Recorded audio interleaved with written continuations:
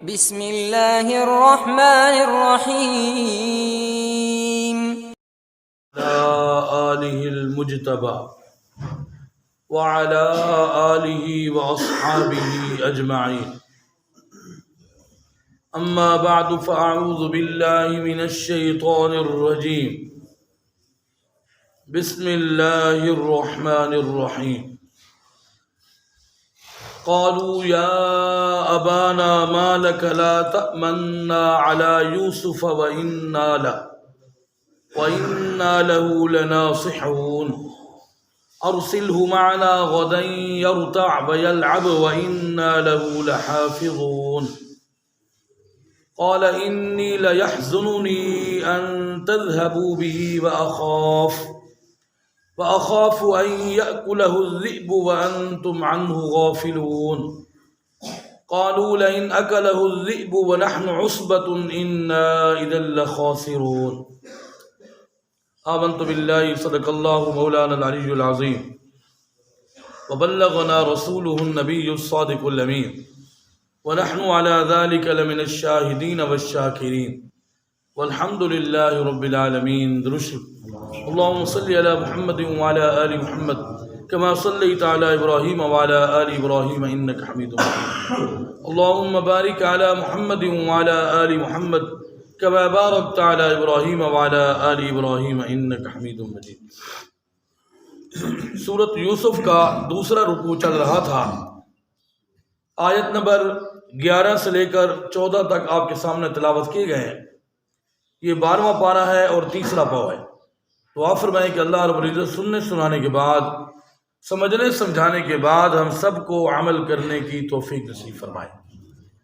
گزشتہ آیات کے اندر اللہ رب العزت نے یوسف علیہ السلام کے واقعے کے اندر سوال کرنے والوں کے لیے بہت ساری نشانیاں بتلائی ہیں، اور ساتھ ساتھ یعقوب علیہ السلام کی اولاد میں سے سب سے چھوٹے بیٹوں کے ساتھ محبت کو بھی قرآن مجید نے بیان فرمایا ہے، اور بھائیوں کے حسد اور رش کو بھی قرآن مجید نے بیان فرمایا ہے کہ انہوں نے مشورہ کیا کہ اب ان چھوٹوں کو والد کی محبت سے کیسے دور کیا جائے. انہوں نے مشورہ کیا، اور مشورے کے اندر ویسے تو بہت ساری آراء آئیں. یہ بھی آیا کہ یوسف کو قتل کر دیا جائے یا ان کو کسی ایسی جگہ پر پھینک دیا جائے. بہرحال ایک کہنے والے نے کہا کہ بھائی ہے پھر بھی قتل نہیں کرنا چاہیے، ہم ایک کنویں کے اندر اس کو ڈال دیتے ہیں اور وہاں سے قافلے گزرتے ہیں، ان کو اٹھا کر لے جائیں گے، بس ابا کی محبت سے دور ہو جائیں گے. محبت سے دوری کرنا ہے تو پھر والد کی جو محبت ہے وہ ہماری طرف ہو جائے گی، اور ان کی جب توجہ ہماری طرف ہوگی تو پھر وہ ہم ہی محبوب ہوں گے اور کون ہوگا. جب یہ مشورہ طے پا گیا، آج کی آیات کے اندر انہوں نے اپنے والد کو اب بنوانا تھا. جو معاملہ طے ہوا ہے اب اس کو پایہ تکمیل تک پہنچانا ہے. تو وہ اپنے والد کے پاس گئے اور کہنے لگے یا ابانا، اے ہمارے ابا جان، ما لک لا تأمنا علی یوسف، آپ کو کیا ہو گیا ہے کہ یوسف کے بارے میں آپ ہمیں امین نہیں سمجھتے؟ ہم کیا اس سے محبت نہیں کرتے؟ ہمارا بھائی ہے، ہم آپ کو اس کے بارے میں وَإِنَّا لَهُ لَنَاصِحُونَ آپ کو یہ نصیحت کرتے ہیں، آپ کو اس کے بارے میں ہم آپ یہ سمجھیں کہ ہم اس کے خیر خواہ ہیں، اور آپ کو جو بات ہم کہیں گے ہم اس کی خیر خواہی میں کہیں گے. کیا بات کہنا چاہتے ہیں؟ أَرْسِلْهُ مَعَنَا غَدًا، کل آپ اس کو ہمارے ساتھ بھیجیں. يَرْتَعْ وَيَلْعَبْ، وہ ہمارے ساتھ کھائے گا، پیے گا، کھیلے گا، کودے گا، ہم اس کی حفاظت بھی کریں گے، بھاگ دوڑ کرے گا، یہ صحت کے لیے ضروری چیزیں ہیں، تو آپ اس کو ہمارے ساتھ ضرور بھیجیں. یرتع، رتع جو ہے وہ جانور کے گھاس کھانے کو، گھاس چرنے کو کہتے ہیں. جناب رسول اللہ صلی اللہ علیہ وسلم نے ارشاد فرمایا اذا مررتم بریاض الجنت فرتعوا، جب تم جنت کے باغات سے گزرو تو چر لیا کرو. صحابہ کرام رضوان اللہ تعالی علیہم اجمعین میں سے کسی نے پوچھا اللہ کے رسول یہ جنت کے باغات کیا ہیں جس کے اندر ہم چار لیا کریں؟ تو سرور کائنات صلی اللہ علیہ وسلم نے ارشاد فرمایا اللہ کے گھر، یہ مساجد، یہ جنت کے باغ ہیں، اور ان کے اندر چار لینا یعنی ذکر اللہ کرنا، تسبیح تحلیل پڑھنا، سبحان اللہ و بحمدی، سبحان اللہ والحمد للہ ولا الہ الا اللہ واللہ اکبر، اور اخلاص نیت کے ساتھ عبادت کرنا. تو فرمایا یہ سارا یہ ہے جنت کے باغات مساجد کو فرمایا گیا ہے، اور عبادت اللہ کی رضا کے لیے کرنا اس کو چرنا کہا گیا ہے۔ تو رسول اللہ صلی اللہ علیہ وسلم نے فرمایا کیونکہ اللہ کے گھر جو ہیں یہ وہ جگہ ہیں جو اللہ کو بہت زیادہ محبوب ہے، لہذا ہمیں مساجد کے اندر مساجد کے ساتھ محبت بھی کرنی چاہیے، عبادت کے ساتھ ساتھ ان کا احترام بھی کرنا چاہیے کہ مسجد کے اندر ہم آئیں یہ بھی سمجھ لیں اللہ کے گھر میں آئیں یہاں کوئی گستاخی ہو گئی، کوئی بے ادبی ہو گئی تو یہ نہ ہو کہ سارے اعمال بھی ہمارے ضائع ہوئے۔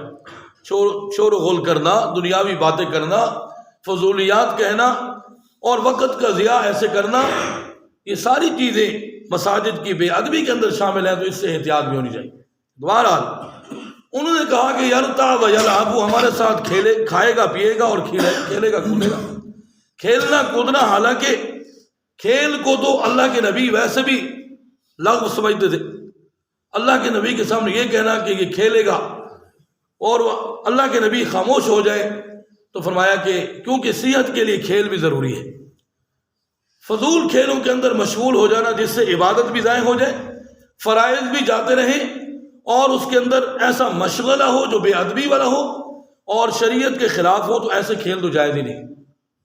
سرور کائنات صلی اللہ علیہ وسلم نے کھیلوں کو لغو فرمایا ہے اور فضول فرمایا ہے، لیکن فرمایا کہ بیوی کے ساتھ کھیلنا شریعت کے اندر یہ جائز ہے، اور فرمایا رسول اللہ صلی اللہ علیہ وسلم نے تیر اندازی، کیونکہ دشمن کے مقابلے میں قوت پیدا کرنی ہے، پر یہ کھیل بالکل ٹھیک ہے۔ تو بہرحال بھائیوں نے یہ کہا کہ ابا جان آپ اس کو ہمارے ساتھ بھیجیں، ہم اس کی حفاظت بھی کریں گے، ہم اس کے خیر خواہ ہیں، ہم اس کی صحت بھی چاہتے ہیں کہ وہ صحت مند بھی ہو جائے، وہ دوڑے گا تو صحت بھی ہوگی۔ تو یعقوب علیہ السلام نے ارشاد فرمایا انی لیحزننی ان تذهبوا بی، مجھے تو یہ بات غم میں ڈالتی ہے کہ تم اس کو لے جاؤ، وَأَخَافُ أَن يَأْكُلَهُ الذِّئْبُ، اور مجھے ڈر لگ رہا ہے کہیں اس کو بھیڑیا نہ کھا جائے، وَأَنْتُمْ عَنْهُ غَافِلُونَ، اور تمہیں پتہ بھی نہ چلے، تم اپنے کام میں مشغول ہو جاؤ اور میرا بیٹا بیٹھا اور اس کو بھیڑیا کھا جائے۔ یہ بھیڑیے کا کھا جانا یہ کیا مقصد ہے؟ مفسرین فرماتے ہیں، اکثر مفسرین یہ فرماتے ہیں کہ یعقوب علیہ السلام کے علاقے کے اندر اور ان کے وطن کے اندر بھیڑیے کثرت کے ساتھ پائے جاتے تھے، اور وہ جانوروں کو بھی نقصان پہنچاتے تھے، کہیں انسان کو اکیلا پا کر بھی حملے کر دیتے تھے، اور اگر کوئی بچہ ان کے ہاتھ میں آ جاتا تو وہ چیر پھاڑ دیتے تھے۔ تو یہ ظاہر ہے جو اتنا بڑا خطرہ علاقے کے اندر تھا تو اس کا تذکرہ تو یعقوب علیہ السلام نے فرمانا تھا۔ علاقے کے اندر اگر بولے کتے آ جائیں تو سارے لوگ اس پریشانی میں ہوتے ہیں کہ بچے باہر نہ نکلے، کتے آئے ہوئے ہیں، تو جس علاقے کے اندر مستقل بھیڑی ہو تو وہاں تو نقصان تو ہوتا ہے اور سوچنا بھی پڑتا ہے۔ تو فرمایا کہ مجھے تو ڈر لگ رہا ہے کہ میرے بیٹے کو اگر آپ لے جاؤ تو یہ بات تو تمہاری ٹھیک ہے، لیکن اگر میرے بیٹے کو بھیڑیے کھا جائیں تو پھر کیا ہوگا؟ بیٹوں نے تسلی دیتے ہوئے کہا کہ لئن اکلہ الذئب ونحن عصبہ، ابا جان عجیب بات ہے، ہم ایک بڑی قوت والی جماعت ہیں، ہم مضبوط لوگ ہیں اور میدان کے بڑے طاقتور لوگ ہیں، اور اگر ہم بھی موجود ہوں اور ہمارے سامنے ہمارے بھائی کو بھیڑیا کھا جائے، انا اذا لخاسرون، اس کا مطلب ہے ہم نکمے ہیں، پھر ہم تو بیکار ہیں پھر کہ ہمیں اس کی حفاظت کرنا بھی نہ آئے۔ ابا جان آپ ایسی پریشانی نہ کرے، قائل کر لیا انہوں نے والد محترم۔ سیدنا یعقوب علیہ السلام ان کی باتوں میں آ گئے اور فرمایا کہ اگر تم اس کی حفاظت کر سکتے ہو تو ٹھیک ہے لے جاؤ۔ تو ان کی بات پوری ہو گئی اور وہ اپنے والد کو قائل کر چکے تھے، اور اس بات پر وہ خوش بھی ہو رہے ہوں گے کہ جو کام ہم کرنا چاہتے ہیں ہم اب اس کو پایہ تکمیل تک پہنچانے کے لیے ہماری باتیں مکمل ہو رہی ہیں، ہمارے ارادے جو ہیں وہ کامل ہو رہے ہیں۔ بہرحال یعقوب علیہ السلام نے اجازت دے دی اور وہ یوسف علیہ السلام کو ساتھ لے کر گئے۔ اگلی آیات کے اندر مزید تفصیل کے ساتھ آئے گا کہ انہوں نے پھر کیا کیا، اور پھر یوسف علیہ السلام کی اللہ رب العزت نے حفاظت کس انداز سے فرمائی، اور بالآخر اللہ نے ان کو بہت بڑی عزت سے نوازا۔ انشاءاللہ اگلی آیات میں تفصیل کے ساتھ ہوگا۔ اللہ تعالیٰ قرآن مجید کی محبت اور اس کی تلاوت اور عمل کرنے کی توفیق نصیب فرمائے۔